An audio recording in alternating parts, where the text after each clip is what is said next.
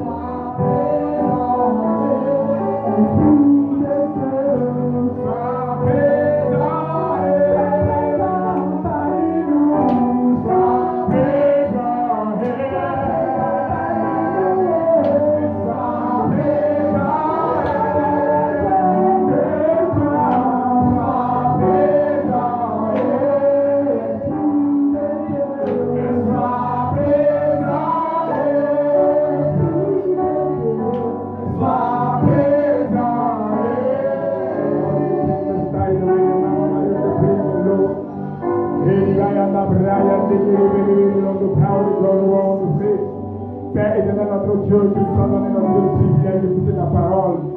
Donne notre Dieu, Père, oh Dieu, de l'entendre, de la comprendre et véritablement de bénéficier de ta grâce. Éternel, mon Dieu, mon Père, que ta parole nous fasse du bien, que l'autorité de ta main soit établie, oh Seigneur, que tout ce qui est chargé soit effacé et que la gloire te revienne à Dieu par ta présence.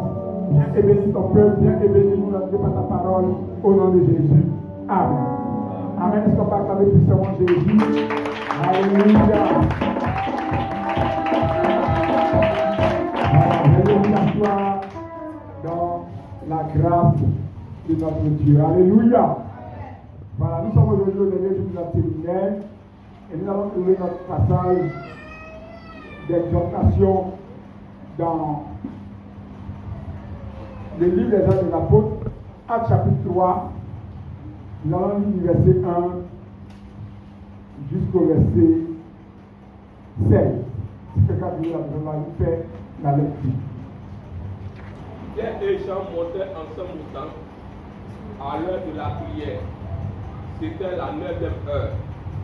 Il y avait un homme boiteux de naissance qu'on plaçait tous les jours à la porte du temple appelé la Belle, pour qu'il demandât l'aumône à ceux qui entraient dans le temple. Cet homme, voyant Pierre et Jean qui allaient y entrer, leur demanda de l'aumône. Pierre, de même que Jean, fixait les yeux sur lui et dit, regardez. Et il les regardait attentivement, s'attendant à recevoir d'eux quelque chose. Alors Pierre lui dit, je n'ai ni argent, ni or, mais ce que j'ai, je te le donne. Au nom de Jésus-Christ de Nazareth, lève-toi et marche. Et le prenant par la main droite, et le fit lever. Au même instant, ses pieds et ses chevilles devinrent fermes. D'un saut, il fut debout et il se mit à marcher. Il entra avec eux dans le temple, marchant, sautant et louant Dieu. Tout le monde le vit, marchant et louant Dieu. Il reconnaissait que c'était celui qui était assis à la porte, à la belle porte du temple pour demander l'aumône. Et il fut rempli d'étonnement et de surprise au sujet de ce qui lui était arrivé. Comme il ne quitta pas Pierre et Jean, tout le peuple étonné accourut vers eux au portique de Salomon. Pierre, voyant cela, dit au peuple, hommes israélites, pourquoi vous étonnez-vous de cela? Pourquoi avez-vous les regards fixés sur nous? Comme si c'était par notre propre puissance ou par notre gaieté que nous puissions faire marcher cet homme, le Dieu d'Abraham, d'Isaac et de Jacob, le Dieu de nos pères, a glorifié son serviteur Jésus, que vous avez livré et régné devant Pilate, qui était David qu'on le relâcha. Vous avez régné le saint et le juste, et vous avez demandé qu'on accordât la grâce d'un meurtrier. Vous avez fait mourir le prince de la vie, que Dieu a ressuscité des morts. Nous en sommes témoins. Verset 7. C'est par la foi en son nom que son nom a raffermi celui que vous voyez et connaissez. C'est la foi en lui qui a donné à cet homme cette entière guérison, en présence de vous tous. Au verset 17. Et maintenant, frères, je sais que vous avez agi par ignorance, ainsi que vos chefs. Amen. Amen. Alléluia. Voici l'histoire qui va nous servir de base pour notre exhortation de ce soir. Et cette histoire se déroule juste après le jour de la Pentecôte. Ça veut dire que le jour de la Pentecôte, les disciples étaient tous assemblés dans le même lieu. Et là où ils étaient, tout à coup, il y eut un bruit puissant. Et la puissance de Dieu est descendue sur les apôtres. Et ce même jour, Pierre a prêché et près de 5000 hommes se sont convertis, se sont donnés au Seigneur. Et après cet événement, la Bible dit que Pierre et Jean allaient au temple à l'heure de la prière. Et devant le temple, il y avait un homme, boité de naissance, qu'on plaçait là pour qu'il demandât l'aumône à ceux qui allaient au temple. Et la Bible dit que Pierre et Jean ayant vu cet homme ayant avec les regards fixés sur eux, s'attendant à recevoir de quelque chose. Et Pierre va ouvrir la bouche, ce que Jean dit, regarde-nous, nous n'avons ni or ni argent, mais ce que nous avons, nous te le donnons au nom de Jésus, lève-toi et marche. Il avait dit que d'un bond, cet homme se leva, ses chevilles deviennent fermes, et cet homme a retrouvé l'usage des serments. Et donc tout le peuple a commencé à regarder Pierre et Jean, et Pierre va prendre la parole pour dire, pourquoi nous regardez-vous ainsi, comme si c'était par notre piété ou par notre force que cet homme a été guéri. Cet homme a été guéri par la puissance de Jésus que vous avez régné et crucifié devant Pilate. C'est son nom qui a permis à cet homme de s'élever aujourd'hui devant vous tous. Alléluia. Donc Pierre et Jean ont commencé à rendre gloire à Jésus-Christ de Nazareth après le miracle que celui-ci a opéré à travers leur existence. Dans cette histoire, il y a deux aspects importants que nous allons examiner par la grâce de Dieu. Nous sommes là pour un séminaire de Pentecôte et cela suppose que nous sommes tous là à la recherche de l'autorité, de la puissance du Saint-Esprit, car c'est l'anniversaire de la fusion du Saint-Esprit sur la vie des chrétiens. Mais quand le Saint-Esprit descend sur nous, il le fait pour quelle raison? Dans quel but? Parce que tant que le chrétien n'aura pas compris cela, le jour de la Pentecôte ne sera pas utile au corps de Christ. Alléluia. Beaucoup de chrétiens aujourd'hui recherchent la puissance du Saint-Esprit. Tout le monde veut être loin à la puissance du Saint-Esprit. Mais quand on est loin de la puissance du Saint-Esprit, il y a certaines choses qui doivent nous suivre. Alléluia. Pierre et Jean étaient des personnes habituées à des principes. La Bible dit que Pierre et Jean montaient ensemble au temple à l'heure de la prière. Alléluia. Alléluia. Amen. Un homme rempli du Saint-Esprit, à l'heure de la prière, il monte au temple. Beaucoup de chrétiens sont remplis du Saint-Esprit. Et à l'heure de la prière, ils dorment. À l'heure de la prière, on est obligé d'aller les prendre. À l'heure de la prière, on est obligé de les appeler. À l'heure de la prière, on est obligé d'aller derrière eux. Mais la Bible dit que Pierre et Jean étaient des hommes remplis du Saint-Esprit. Et à l'heure de la prière, ils montaient au temple. Alléluia. La puissance du Saint-Esprit fait de toi quelqu'un qui craint Dieu, quelqu'un qui monte au temple, quelqu'un qui s'intéresse aux choses de Dieu, quelqu'un qui ne se met pas à l'écart quand il s'agit des choses de Dieu. Aujourd'hui, beaucoup de chrétiens, soit ils ont rempli du Saint-Esprit, sont à l'écart des choses de Dieu. Quand on parle d'évangélisation, ils ne sont pas concernés. On parle d'intercession, ils ne sont pas concernés. On parle d'activité de l'église, ils ne sont pas concernés. On parle de toutes sortes de choses, ils ne sont pas concernés dans l'église. Pourtant, ils disent qu'ils sont remplis du Saint-Esprit. Quel genre de Saint-Esprit as-tu reçu? Parce que le Saint-Esprit, quand il vient dans la vie d'un chrétien, c'est pour un but. C'est pour le pousser à l'action, le pousser à faire l'œuvre de Dieu. C'est pour l'empêcher de rester dans les mailles du filet de Satan. Mais beaucoup de chrétiens, soi-disant, remplis de cet esprit, sont encore enchaînés par la paresse, enchaînés par l'hypocrisie, enchaînés par la lourdeur. Écoutez-moi très bien. Je voudrais que le message de ce soir puisse t'aider à comprendre la raison pour laquelle l'Esprit de Dieu vient sur toi.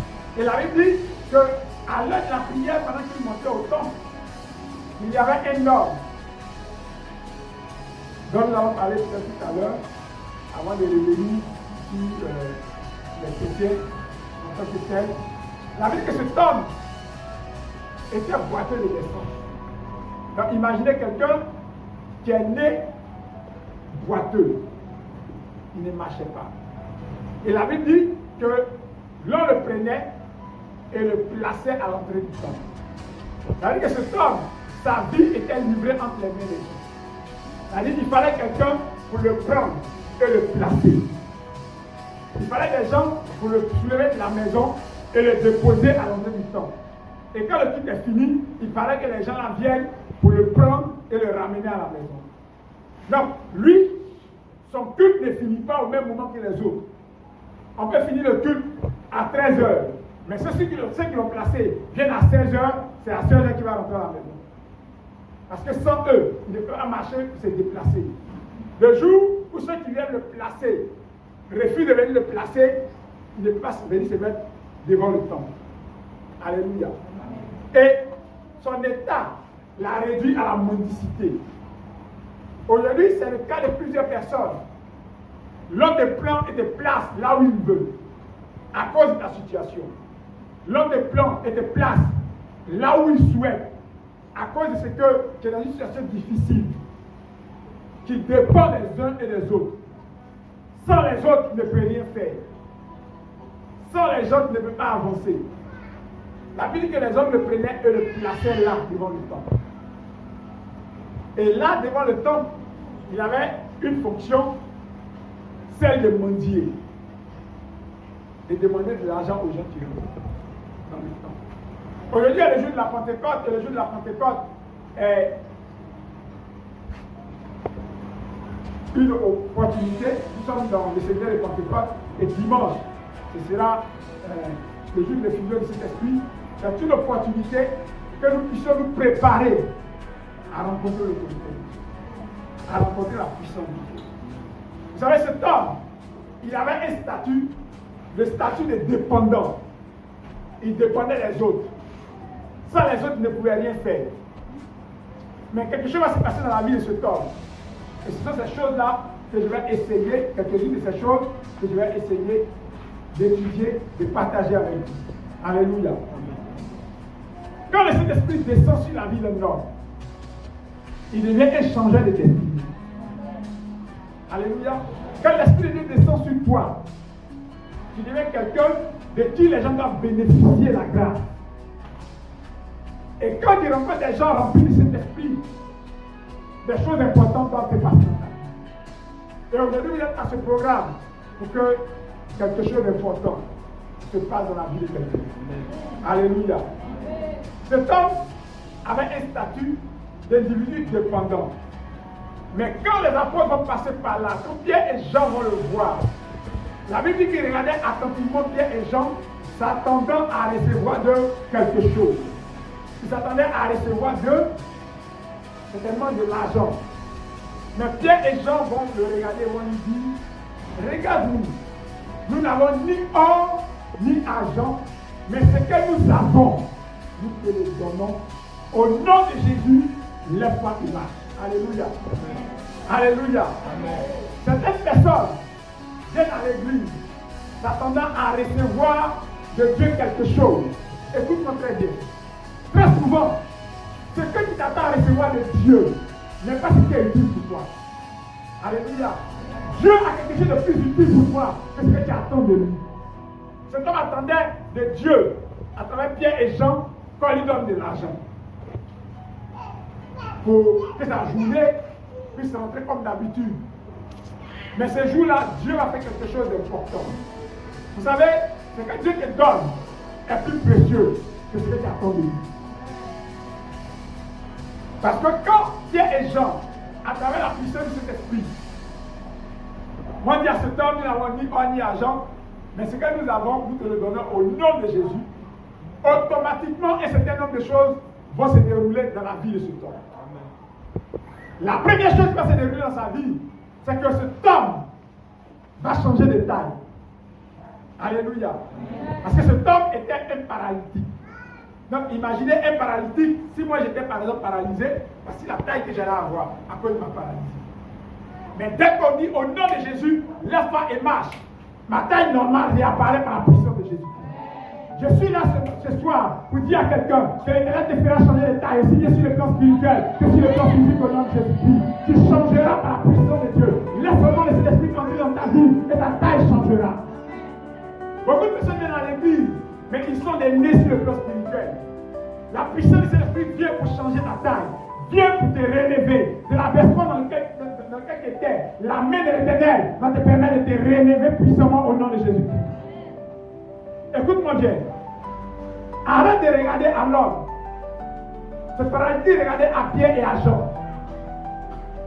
Mais il avait oublié qu'en regardant à l'homme, il allait recevoir ce que l'homme peut lui donner.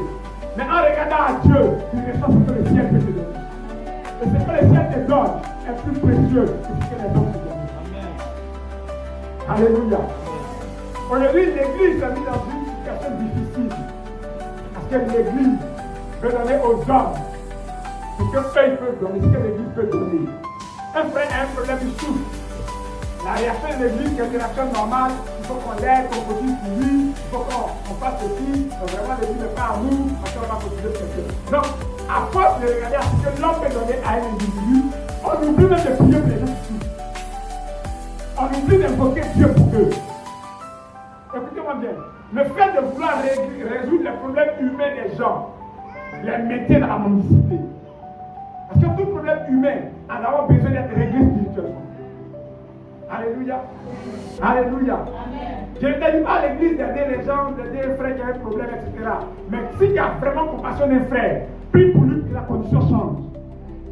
Que d'être là, il dépend de moi, il a amené les 1000 francs, il lui donne, il a amené les 10 000, il lui donne, il a amené les 20 000, il lui donne. Mais tu n'as jamais prié pour lui pour que Dieu change sa situation. Parce que ça te plaît d'être utile quand le frère vient te voir, il a amené les 10 000, tu lui donnes, il a amené les 5 000, tu lui donnes. Donc pour toi, c'est une gloire pour toi de pouvoir l'aider. Et l'Église a échoué à ce niveau.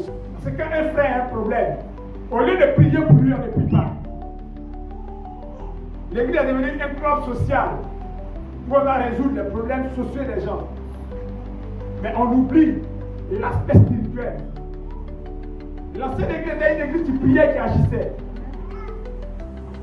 Nous devons aider les frères, mais avant de les aider, nous devons prier. Parce que Pierre et Jean disaient, regarde-nous, ce que nous avons, nous te le donnons. Nous n'avons ni or ni argent, mais ce que nous avons, nous te le donnons au nom de Jésus, laisse-toi et marche. En tant qu'Église, vous n'avez pas les moyens de résoudre définitivement les problèmes des uns et des autres. Même si quelqu'un a 1 million, tu ne peux pas résoudre les problèmes de tout le monde. Avec 1 million, tu peux pas résoudre les problèmes de tous les frères Christ de l'Église.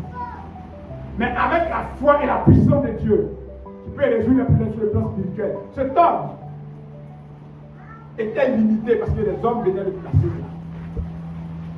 Il était de petite taille sur le plan spirituel. Mais quand Pierre et Jean lui ont donné ce qu'ils avaient en Jésus-Christ, sa taille a augmenté au nom de Jésus-Christ de Nazareth. Et à partir de la taille qui a augmenté, cet homme, maintenant, pouvait faire les choses de manière différente.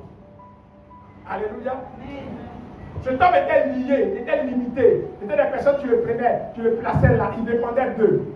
Mais à partir de ce que le Saint-Esprit, à travers Pierre et Jean lui ont donné, cet homme maintenant pouvait se déplacer seul. Alléluia. Cet homme qui n'avait pas la possibilité d'entrer au temple, qui se limitait à l'entrée du temple, parce que c'est là que les gens le plaçaient, cet homme va rentrer dans le temple. Alléluia. Alléluia. À travers la puissance de cet esprit, nous pouvons pousser les autres à rentrer au temple. vie, nous pouvons aider les autres à chercher Dieu, à rencontrer Dieu, en les aidant spirituellement. L'Église aujourd'hui a raté ce volet de sa mission devant le roi de gloire. Et la Bible dit, quand nous examinons la vie de cet homme, une deuxième chose va arriver.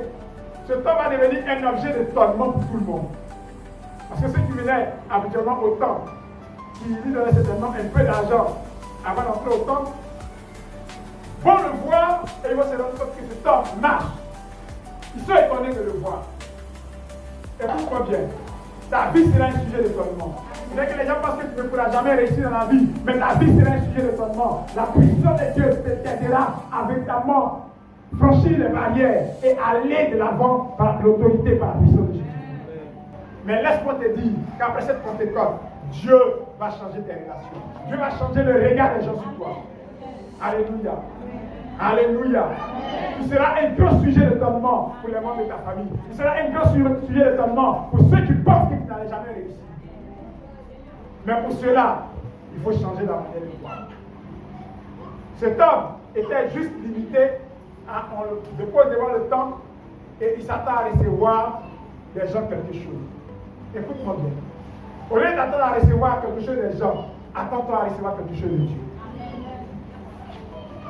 Une grave erreur que nous les chrétiens nous commettons, même quand nous venons à l'église, on s'attend aux hommes de Dieu. On s'attend à recevoir d'un prophète la révélation, on s'attend à recevoir d'un homme de Dieu telle ou telle chose, telle imposition des mains, etc. Finalement, quand l'homme de Dieu ne prie pas pour nous, on est frustré, comme si Dieu nous avait abandonnés. Dieu n'est pas limité à un homme de Dieu. Dieu est le Dieu fidèle. Dieu peut t'aider même si le temps est vide. Alléluia. Amen. Dieu peut t'aider même s'il n'y a personne qui tient un micro. Dieu peut intervenir dans ta vie même s'il n'y a personne pour prier pour toi. Si tu attends à Dieu, Dieu va exaucer ta foi. Alléluia. Amen. Arrêtons de faire en sorte que les hommes de Dieu deviennent comme la seule référence qui bénit. C'est Dieu qui bénit. Dieu peut devenir à travers un homme de Dieu, mais c'est Dieu qui bénit à travers tous les mécanismes que lui met en place. Aujourd'hui, quand les gens viennent à l'église, rien ne les intéresse. On attend juste, peut-être le temps de la prédication, quand l'homme devient prendre le micro, oui, c'est maintenant que le truc commence. Donc certains, pendant qu'on fait la louange, ils sont dehors et se promènent. Pendant qu'on fait l'adoration, ils sont dehors et se promènent. Pendant qu'on donne les annonces, ils sont dehors et se promènent. Pendant qu'on fait telle ou telle chose, ils sont dehors et se promènent. Le culte que nous rendons, c'est à Dieu que nous le rendons. Toutes les parties du culte ont une importance devant Dieu. Dieu peut te guérir à travers la louange, Dieu peut te guérir à travers la prédication, Dieu peut te guérir à travers l'adoration. Mais si tu es focalisé sur un homme, c'est quand l'homme de Dieu va venir, c'est quand le prophète va venir, c'est même plus parmi les prédicateurs. On dit, on regarde sur la liste, on dit, qui prêche plus? Parce que vous dites, putain, ça va pas souffrir. Parce que le prédicateur qu'on aime n'est pas là. Non, l'église n'a pas fonctionné prédicateur. Dieu peut passer par n'importe qui pour t'apporter une miracle. J'ai un ami qui était paralysé, qui avait plein de problèmes, qui était paralysé, il ne voulait pas bien et il allait à plein de programmes des hommes de Dieu. Il parlait pour lui. Même Feu Campus Sévérin a prié pour lui. Et puis un jour, il était chez lui à la maison. Et puis il lui a envoyé 2 nouveaux convertis. Et quand il vient de se convertir, il sait ce qu'il a dit à l'église. Il arrive, il rentre, il arrive, ils sont quel but? C'est la Bible. Les grands hommes de Dieu ont prié. Les points, ils ont prié. Les 2 gamins là, et ils ont prié pour lui. Et c'est par à travers les prières qu'il a été guéri. Alléluia. Amen. Dieu peut utiliser qui il veut, quand il veut. Il peut utiliser n'importe quelle circonstance pour te guérir. C'est pas dans la maison de Dieu, nous devons être disposés. Il y a des gens qui sont à l'église, ils sont allergiques à la parole de Dieu. Il y a des gens qui viennent à l'église, ils sont allergiques à la louange. Il y a des gens qui sont à l'église, ils sont allergiques à l'adoration. Ils ont l'air partie du culte qu'ils aiment. L'homme de Dieu a venu à prier pour les gens. va répondre l'onction. Si tu n'as pas répondu l'onction, c'est que Dieu n'est pas là. Alléluia. Peu importe le problème que tu as, peu importe la maladie que tu traînes, écoutez-moi bien, l'église n'expérimente pas les miracles de Dieu parce qu'on n'a pas confiance au Seigneur. On ne croit plus en Dieu, on croit aux hommes de Dieu. Arrêtez de mettre votre confiance en un homme et continuez de croire en Dieu. Commencez à croire en Dieu. Ta prière peut être l'élément catalyseur de ton miracle. Tu n'as pas besoin qu'un homme de Dieu vienne te poser la main, qu'un homme de Dieu vienne prier pour toi. Mais tu as besoin d'avoir confiance en l'Éternel. Tu as besoin de croire au Dieu d'Israël. Et si tu crois au Dieu d'Israël, il va répondre à ta foi. Ce jour est un jour de grâce, une opportunité divine pour chacun de nous. Et je voudrais que nous puissions vraiment en profiter. Écoutez-moi très bien. Aujourd'hui, malheureusement, les rassemblements chrétiens sont devenus difficiles parce que les chrétiens ne croient plus en Dieu. Ils pensent qu'ils viennent à l'église pour quelqu'un. Qu'ils viennent à l'église à cause de quelqu'un. Non. Le temple est le lieu de la présence de Dieu. Avec ou sans pasteur, tu peux venir invoquer Dieu et il va t'aider. Tu peux mettre ta foi dans n'importe quelle activité que Dieu demande de faire dans l'église et Dieu va t'aider. Tu as un problème, tu peux décider de venir en prière, balayer le temps. Dieu va écouter ta prière, va t'exaucer. Tu peux décider de venir en prière, décorer l'église. Dieu va écouter ta prière, va t'exaucer. Alléluia. Tu peux décider de faire quelque chose pour Dieu, pour ajouter cela à ta prière. Dieu va tenir compte de la foi que tu as. Pas que tu es venu acheter quelque chose dans la main de Dieu. Non. Mais quand il regarde la foi que tu as, en disant si je fais ça, une femme perdait du sang pendant 12 ans. Elle s'est dit en elle-même, si seulement je peux toucher le bois de son vêtement, alors je serai guéri. Et elle a fait. Jésus ne l'a pas guéri parce qu'elle a touché seulement le bois de son vêtement, mais parce qu'en elle-même, elle avait la foi que si elle le fait, Dieu va faire quelque chose. Alléluia. Écoutez, les services que nous rendons à Dieu deviennent un fardeau pour nous, parce qu'on n'a pas la foi qu'en le faisant, Dieu va nous délivrer. On pense qu'en le faisant, on le fait pour un homme. On vient balayer le temps en murmurant, on vient servir Dieu en murmurant, on vient chanter en murmurant, on vient intercéder en murmurant. Il n'y a pas de bénédiction dans ces choses. Parce que quand on vient, ce n'est pas pour quelqu'un. Dieu sait que toi, tu parcours des kilomètres, tu parcours une distance éloignée pour venir les servir. Mais si à partir du moment où tu parcours une distance éloignée pour venir servir ceux qui murmurent, tu as déjà perdu la grâce que Dieu te donne. Alléluia. Si tes activités sont plus importantes que la présence de Dieu, tu as déjà perdu la grâce de Dieu. Et c'est pas on dit les chrétiens, oh j'ai tout fait. On dit, je vais à l'église tous les dimanches, je vais comme ça, mais je n'ai rien reçu. Mais déjà ton attitude annule déjà tous les efforts que tu fais. Alléluia. Si tu viens à l'église parce que si tu ne viens pas, le pasteur va t'appeler ou il va se plaindre. Quel mérite tu en venant à l'église? Tu viens à l'église pour te faire plaisir. C'est que moi je peux te donner l'adresse, c'est moi je te donner. Mais si tu viens à l'église pour faire plaisir à Dieu, c'est que Dieu va te donner, il va te le donner. Alléluia. Alléluia. Ayons cette bonne attitude vis-à-vis du roi de gloire. Et nous allons voir que les grands miracles vont se tenir dans nous.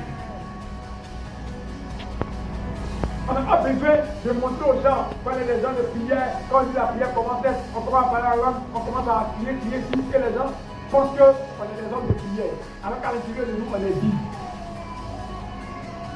Soyons d'abord sincères envers Dieu. C'est-à-dire que nos cœurs soient des cœurs vrais. Alléluia. Que nos cœurs soient véritablement affranchis pour Dieu. Même ce que nous donnons à Dieu, pourquoi beaucoup donnent à Dieu sans rien recevoir? Parce qu'ils s'imaginent que ce qu'ils donnent à Dieu, c'est une manière d'acheter Dieu, une manière d'obliger Dieu à les bénir. Ça ne bénit pas. Dieu bénit quand on lui donne.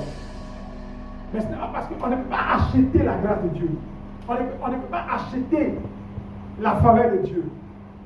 Mais quand notre cœur est acquis pour Dieu et que nous donnons à Dieu, Dieu nous bénit.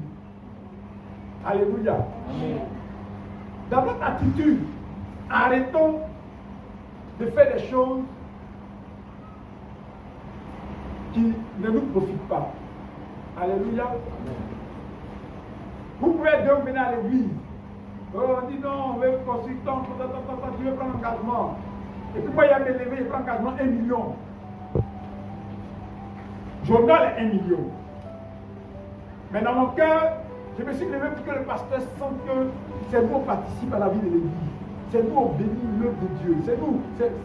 C'est grâce à nous que son église tient. Quelqu'un peut se lever, prendre un engagement de 1000 francs et puis honorer.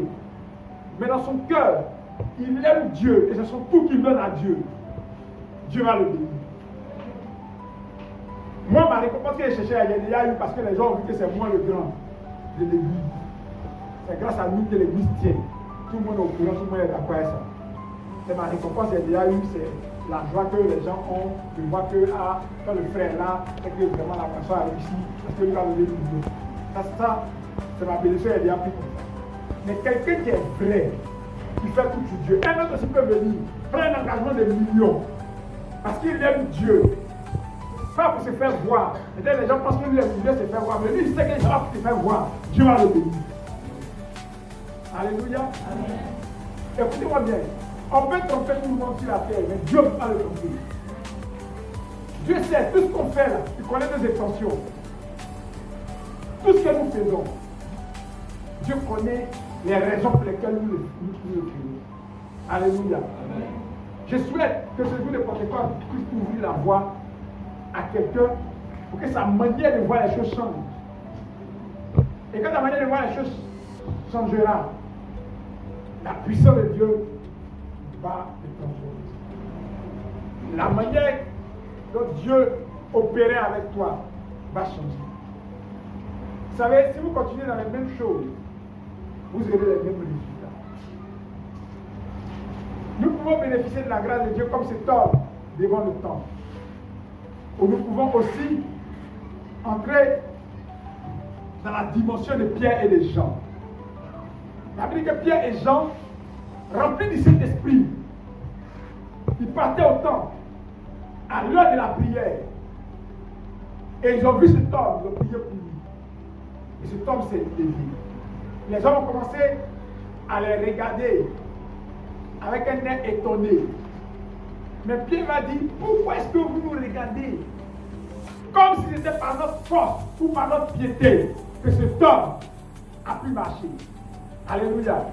Aujourd'hui, quand Dieu commence à utiliser quelqu'un net qui se dit qu'il est fort, il est un grand chrétien, il est point, d'autres on le prennent et dit, moi mon onction, qui joue avec moi, j'enlève ma couverture. T'as qu'à quelle couverture?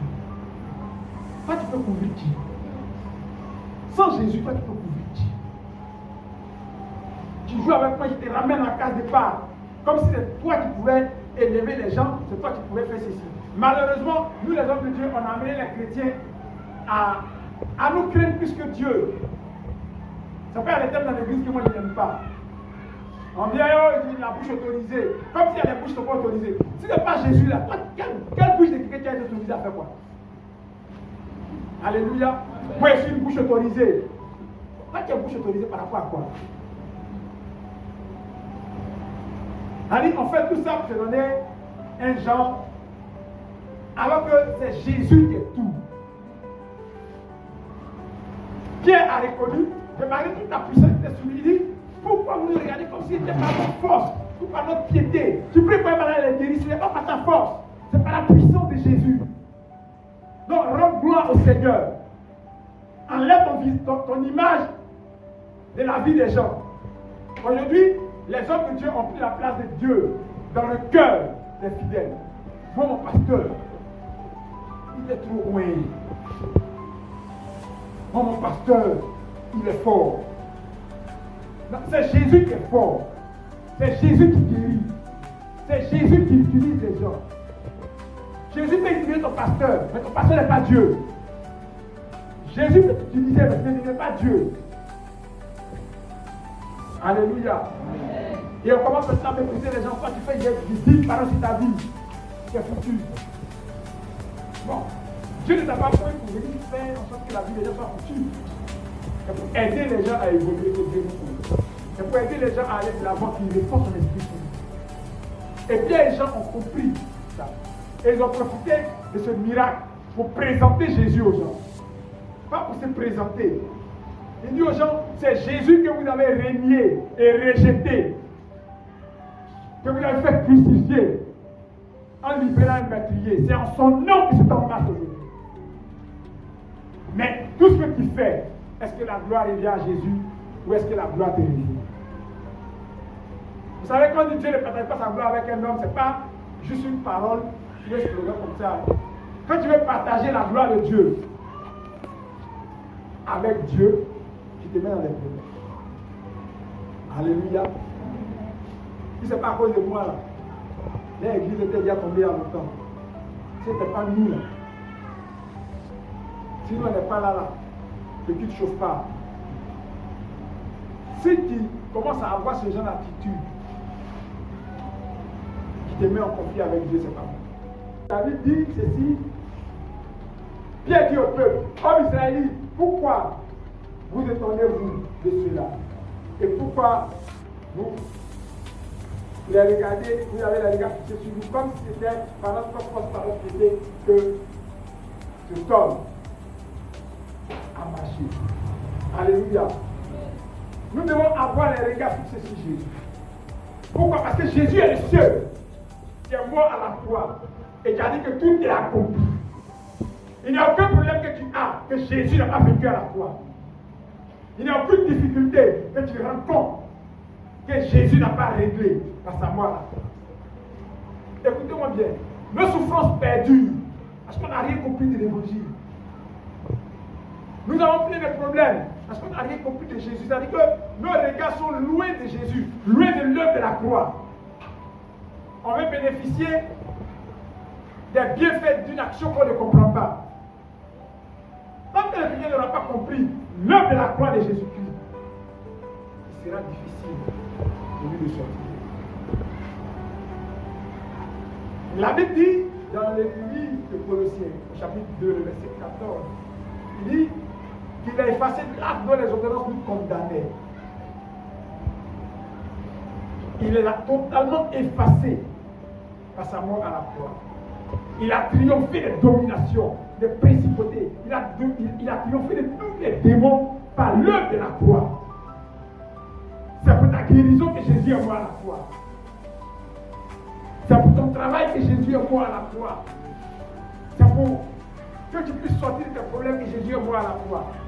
Mais pas seulement pour ça. Ça, c'est juste une conséquence de sa mort à la croix. Quand tu es sauvé, parce que c'est ton salut d'abord que Jésus est mort, mais en mourant à la croix, il n'a pas de solution à ton problème. Il n'est pas demeuré dans les choses dans lesquelles tu es. Si tu suis Jésus de manière honnête, alléluia, il n'y a pas un seul problème de ta vie que le Seigneur ne puisse pas. Alléluia. Il n'y a pas une situation de ta vie que le Seigneur ne peut pas régler. Beaucoup de chrétiens aujourd'hui sont poursuivis partout par les sorciers, etc. Ils souffrent. Ils sont même convaincus que les sorciers ont tellement verrouillés que rien de bon ne peut leur arriver. Pourquoi? Parce que vous n'avez rien compris de l'œuvre de la croix. À la croix, Jésus a payé pour que toi tu entres dans la famille de Dieu. Il y avait un moment où tu entres dans la famille de Dieu. Logiquement, tout ce que le monde des ténèbres fait contre toi doit être sans effet. Alléluia. Amen. Mais pour que cela soit effectif, il faudrait que tu comprennes l'œuvre de la croix. Ce que ça signifie. Vous savez, le jour où Jésus est mort à la croix, où il a crié tout a accompli, il y a eu plusieurs événements qui sont produits. La Bible dit, parmi ces événements, je les cite pêle-mêle, le voile du temple s'est déchiré en deux. Alléluia. Le voile qui t'empêchait de voir la gloire de Dieu, le voile qui t'empêchait de voir la puissance de Dieu dans ta vie, a été déchiré. Ce qui t'empêchait d'aller près de Dieu pour pleurer, pour parler de tes problèmes, a été déchiré. Ce qui faisait que tu étais obligé de chercher des intermédiaires, d'aller voir un prêtre, un pasteur, d'aller voir un guide pour que lui puisse véritablement prendre des problèmes pour aller présenter à Dieu. Ça veut dire que c'est déchiré. Ce n'est pas déchiré pour que tu fasses n'importe quoi, c'est déchiré pour que tu puisses parler à Dieu. Au lieu que la chrétienne dise que le voile est déchiré, ça peut faire n'importe quoi. C'est-à-dire que le voile est déchiré maintenant, et maintenant, on est libre de faire ce qu'on veut. Non! Ce n'est pas la signification du voile qui est déchiré. Le voile est déchiré pour qu'il ait libre accès devant le Seigneur. Le voile est déchiré pour que toi aussi, tu puisses te réveiller la nuit pour prier. Le voile n'est pas déchiré pour que toi tu dors. Prends tes sujets pour faire un pasteur, pour que lui il veille, pour que tu es en train de dormir. Alléluia. Le voile n'est pas déchiré pour que toi tu manges, pendant que les autres sont en train de prendre tes sujets pour gêner. Le voile est déchiré pour que toi aussi, tu puisses te présenter devant Dieu. Alléluia. Quand on parle, non, c'est vous que Dieu écoute. C'est vous que Dieu écoute. Non. Dieu nous écoute tous. Ne soutenez pas votre foi avec les gens. À tout moment. Mais non, c'est vous que Dieu écoute. Nous là, on est là. Mais si tu ne peux pas parler à Dieu, comment il va t'écouter? Alléluia. Ces phrases que vous prononcez, ce sont des phrases de paresseux. Comme les gars n'ont pas envie de prier, nous la Dieu ne nous écoute pas. Donc, avec que si on prie, c'est inutile. Mais en disant ça, vous dites que Dieu est méchant. C'est quel Dieu qui vous a sauvé et puis il ne peut pas vous écouter. Nous, quand on prie, Dieu n'entend pas. Toi qui as fait quoi, Dieu n'entend pas tes prières. Alléluia. Alléluia. C'est un aveu que tu pries devant le Seigneur parce que ta vie est remplie de péchés. Ça fait que Dieu ne écoute pas. Il y a des choses que Dieu n'écoute pas, que Dieu n'exauce pas sur les pécheurs. La Bible dit dans le livre des gens que Dieu n'exauce pas les pécheurs. Mais celui qui fait sa volonté, c'est celui-là qui le exauce. Donc si toi, si tu es là et tu te dis que Dieu va t'écouter, ça veut dire que ta vie est touchée. Alléluia. Alléluia. Amen. Le Dieu que nous servons est le Dieu qui nous exauce. Nous sommes là pour que le Saint-Esprit vienne nous convaincre et nous aider à devenir de nouvelles personnes. Ça va changer notre manière d'être. Écoutez-moi bien. Si nous ne nous réveillons pas, le temps que nous allons prendre conscience que nos prières peuvent être exaucées par Dieu, le diable nous a malmenés, nous a maintenus dans des choses inutiles qui nous ont perdu le temps pour rien. Je souhaite que la main de l'Éternel soit sur quelqu'un pour l'aider au cours de cette prière. Alléluia. Alléluia. Amen. La puissance de Dieu est descendue sur les apôtres. Ils ont reçu le Saint-Esprit. Ils sont devenus des personnes remplies d'audace. Des personnes qui croient qu'ils peuvent se présenter devant Dieu. Qu'ils peuvent régler les problèmes par la puissance de Jésus-Christ. Parce que Jésus est mort à la croix. Et le jour où Jésus mourait, quelque chose encore d'extraordinaire s'est passé. La Bible dit que le rocher le plus dur s'est fondu. Écoutez-moi bien. Peu importe la gravité de ton problème, peu importe la dureté de tes soucis, Jésus en mourant, il a brisé le rocher le plus dur. Peu importe ce que tes parents font, peu importe ce que les gens disent, mon père était féticheur, mon père était, même ton père était Satan. Le pouvoir qui n'arrête pas, ça a été brisé par la puissance de Jésus. Alléluia. Alléluia. Amen. Même si toi-même, tu as tué la moitié de la terre, Jésus, en mourant à la croix, il a brisé le rocher le plus dur, qui a été pardonné de tes péchés. Et donc, maintenant, tu peux bénéficier de la grâce de Dieu. Le diable te fait croire, oh, tu as fait beaucoup d'avortements, tu as fait ceci, c'est pas qu'il est en train de souffrir. En mourant, Jésus nous pardonne toutes nos iniquités. Il efface nos péchés et il nous donne la vie par le Saint-Esprit. Alléluia.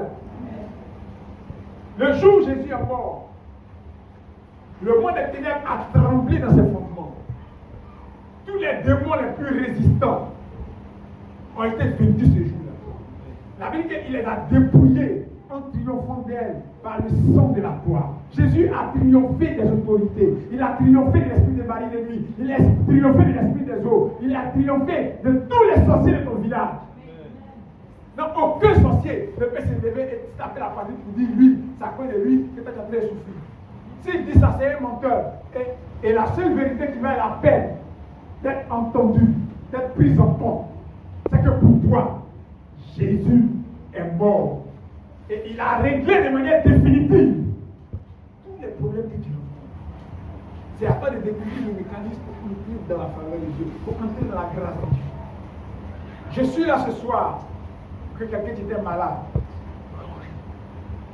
mélange sa foi à la parole de Dieu, afin que quelle que soit la gravité de ta maladie, que la puissance de Dieu te guérit. Dieu est encore capable d'opérer les miracles. Les miracles de Dieu ne sont pas passés. C'est à nous d'ajouter foi à sa parole.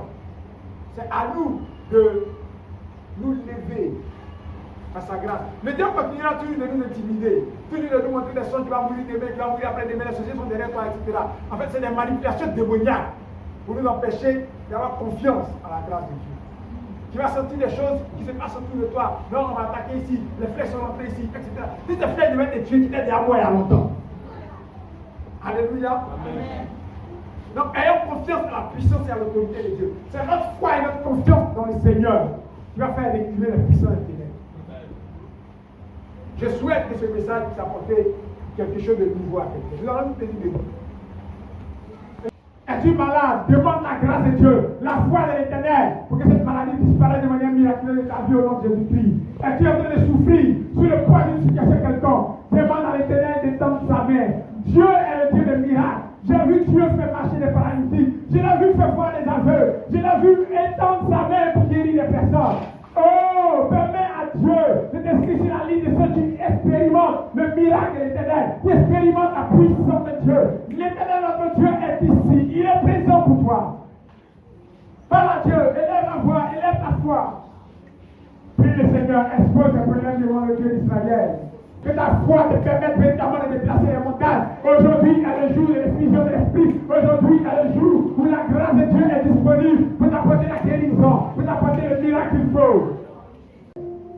Écoute-moi bien, peu importe les difficultés que tu rencontres, mais Dieu fera de toi une personne élevée dans cette nation.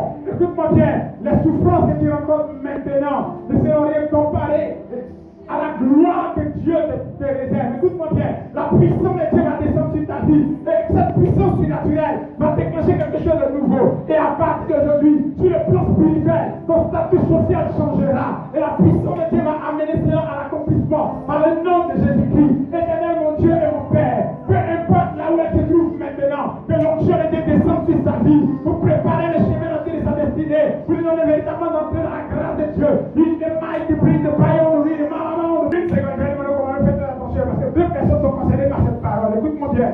Votre prospérité ne dépendra pas de vous, mais de la puissance de Dieu qui s'élèvera. Les événements vont s'enchaîner de manière miraculeuse autour de votre existence. Et Dieu va vous aider à entrer dans son plan. Il va vous introduire maintenant dans sa grâce. Éternel mon Dieu, pendant que notre Dieu, dépose les mains entre Dieu en ces deux, que ta gloire s'élève. Oui, de près. Il n'est pas au centre de près, il n'est pas au riz, de près. Mais Père, je prie qu'à partir de maintenant, pendant que tu établis ton règne dans la vie de tes enfants, que toute forme d'emprisonnement spirituel dans la vie de quiconque soit brisée par la puissance du Saint-Esprit. Et que le Saint-Esprit descende maintenant, ô Dieu, dans tes vies. Père, comme au jour de la Pentecôte, que le feu de ta puissance descende maintenant. Ô Père, que des langues semblables à des langues de feu descendent dans ce Dieu et que la gloire de Jésus s'élève au milieu de nous. Il ne macaraba santé de près. Ryan de Brown qui est de près encore. Comment je vous demande de faire très attention parce que je vois la taille spirituelle de quelqu'un qui est en train de changer maintenant. À partir de cet événement, écoute-moi bien, tu seras une femme exceptionnellement établie par Dieu. Je vois la gloire de l'Éternel s'élever. Les ennemis trembleront devant toi.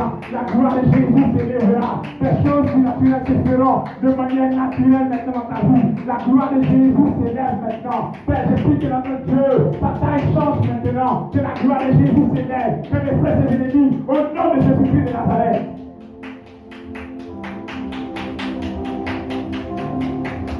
Je vois quelqu'un de Dieu est en train de renouveler sur le plan spirituel. La grâce de Dieu sera sur toi. Des choses que tu avais perdues à l'intérieur de toi vont être renouvelées maintenant.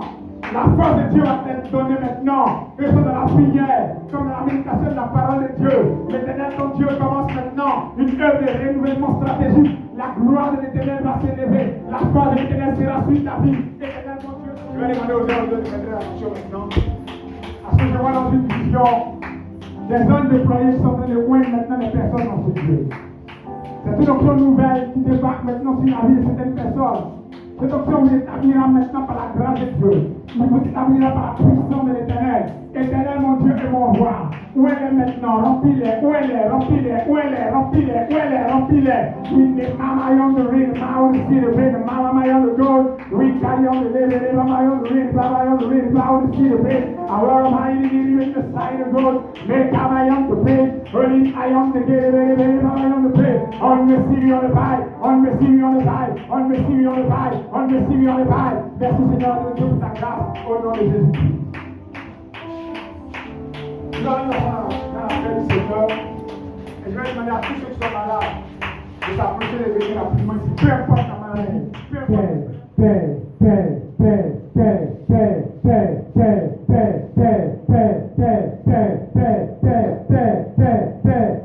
Pendant que le souffle de ta présence en tous s'élève en Dieu, que ta grâce de paix intergène, que ta force s'élève, que ta puissance en tout paix agit, au nom de Jésus-Christ. Que tout ce qui est dans la paix, oh Dieu, qui est lié au monde des ténèbres, disparaisse maintenant. À partir de ce jour, je prie que les enfants de paix commencent à ressentir la guérison, le miracle de Dieu, que maintenant, Père, toute forme de maladie dans la vie disparaisse au nom de Jésus-Christ. Et que la gloire de notre voix s'élève maintenant. Père, je prie que le cycle de la maladie disparaisse de ce Dieu, que le cycle de la maladie disparaisse maintenant, au nom de Jésus-Christ de Nazareth. Père, pendant que je passe autour de ces personnes, je prie que la grâce de Dieu, Père, apporte la guérison. Père, quelqu'un lutte avec notre Dieu, Père. Oh Dieu, une maladie à cause de l'esprit, je déclare au nom de Jésus-Christ que la grâce de l'Éternel s'élève maintenant, que la maladie soit emprisonnée dans ce Dieu, et que la gloire de Jésus, Père, libère cette personne maintenant, au nom de Jésus-Christ. My name the Son of our praise. Lay mama young the bring the blind the God. Lay the bring the fire on the wind, mama young the God. Père, je prie que notre Dieu, tous les esprits en présence soient maintenant, oh Dieu, détruits par le feu, détruits par ta puissance, au nom de Jésus-Christ. Merci Seigneur, tout pour la guérison que tu fais, pour la foi de l'Éternel que tu donnes, au nom puissant et précieux de Dieu. Et je vais dire Amen, tout peut dans l'amour de Dieu tranquillement. Si quelqu'un se sent bloqué ou trouvé ce Dieu, voilà pour ceux qui laissent. Amen.